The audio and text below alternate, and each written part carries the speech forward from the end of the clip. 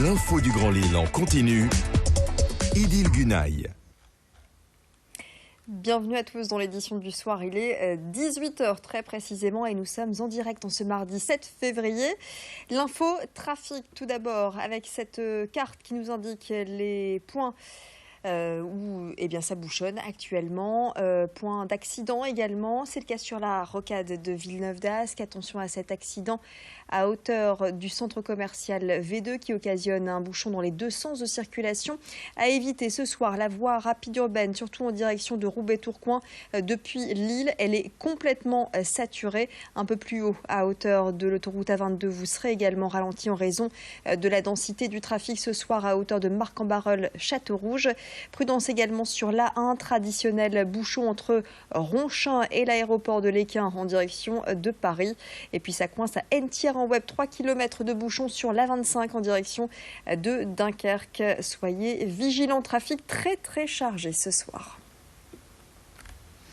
La grève des éboueurs en ce mardi dans la métropole lilloise, ce sont les employés d'Estera qui sont chargés de ramasser les poubelles, ce qui n'a pas été fait ce matin dans de nombreuses communes de la métropole, notamment à la Madeleine. Une partie de ces employés était en grève pour réclamer davantage d'effectifs et de moyens techniques. La CGT et FO dénoncent un abus dans le déploiement des intérimaires de la part de la direction. Bref, c'est une surcharge de travail qui est pointée du doigt. Et le mouvement pourrait s'intensifier si les syndicats n'obtiennent pas gain de cause. Cet après-midi, une rencontre entre salariés grévistes et direction devait avoir lieu. Et ce matin, Xavier Silly était au centre de gestion des déchets d'Estera à Sequedin. On a un gros problème de management qui se trouve sur ce dépôt à Sequedin. Apparemment, à Ronc, il y aurait des problèmes, mais à mon avis, ça peut certainement se propager. Maintenant, on attend au moins la direction de pouvoir se faire entendre. Et au moins, ici, les salariés, ils ont envie de parler, mais surtout pas eux-mêmes, ils ont envie de parler à la direction. Et ce qu'on voudrait, c'est pas nous, spécialement la FO et la CGT, de pouvoir s'exprimer et d'expliquer nos revendications. Nous sommes 5 camions apparemment sur 40, en sachant que cet après-midi, il y a un service de 14 heures qui va se déployer. On relance une prise de parole et en demandant bien sûr une immobilisation totale. En bref, après Paris, sachez que la vignette Critère est disponible dans la métropole lilloise. Rappelons qu'elle indique sur votre pare-brise une couleur différente selon la motorisation et la date de première mise en circulation de votre véhicule. Au total, 6 catégories. Elle coûte 4,18 €. Pour la commander, rendez-vous sur le site www.certificat-r.gouv.fr. Sachez également que c'est seulement vendredi que la MEL, la métropole européenne de Lille, votera la mise en œuvre d'une étude pour définir concrètement la zone de circulation restreinte lors des pics de pollution. À Roubaix, le quartier de la Gare se transforme avec l'arrivée en 2015 d'un hôtel. Cette année, ce sont des bureaux qui devraient voir le jour. Et c'est là également qu'a pris place un tout nouveau campus universitaire. Campus inauguré ce matin en présence de nombreux officiels qui ont fait le tour des chambres, amphithéâtres et salles de restauration. Et puis la première pierre de l'IUTC a été posée en 2018. Cette IUTC réunira une quinzaine de formations. Ce nouveau campus affiche un bâtiment écolo qui accueillera jusqu'à 1000 étudiants. C'est le premier centre universitaire en France qui produira plus d'énergie qu'il n'en dépensera.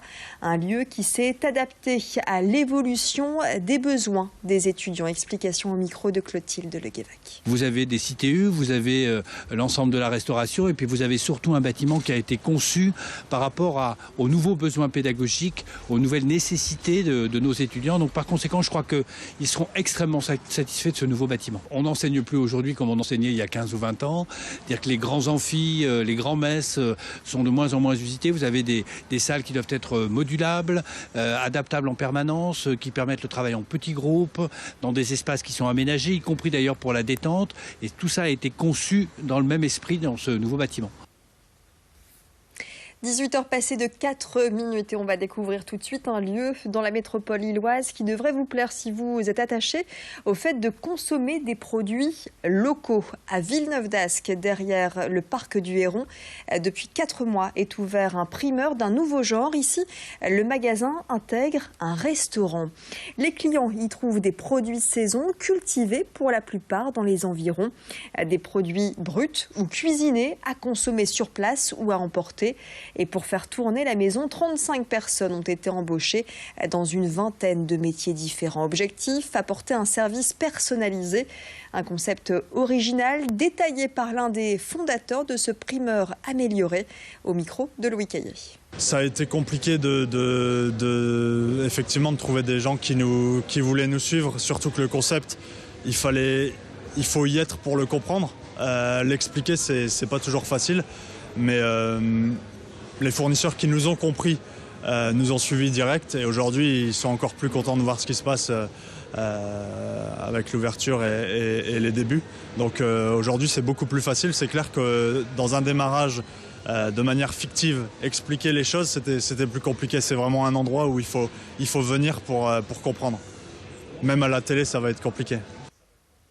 Sauve-souris, Ascapone et la poule aux œufs d'or, ce sont les noms des 3 nouveaux jeux à gratter de la Française des Jeux disponibles dès demain. 3 jeux en phase de test dans notre région. Région pilote car les nordistes jouent plus que la moyenne nationale avec 4,30 € dépensés chaque semaine dans les tickets à gratter.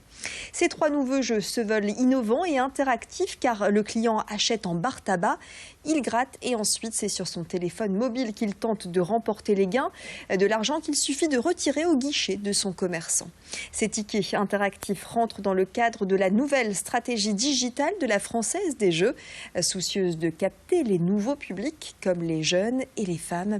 Les explications de l'un des responsables de la FDJ. On vous parle de digitalisation, donc il faut à la fois capter une clientèle plus jeune, à la fois capter une clientèle plus féminine, mais il ne faut pas oublier que le réseau physique représente 96% de nos ventes et que l'on cherche aussi à faire en sorte que nos joueurs jeunes féminisés continuent à fréquenter nos points de vente et c'est pour ça qu'on lance ce produit qui s'achète comme un ticket de grattage, qui permet de jouer sur smartphone et qui au moment du paiement du gain force le joueur à retourner au point de vente pour se faire payer. 18h07, fin de ce flash. Merci de l'avoir suivi. Dans quelques instants, vos prévisions météo et puis un retour sur l'info trafic avec la carte actualisée en temps réel et en direct sur Grand Lille TV. Restez avec nous.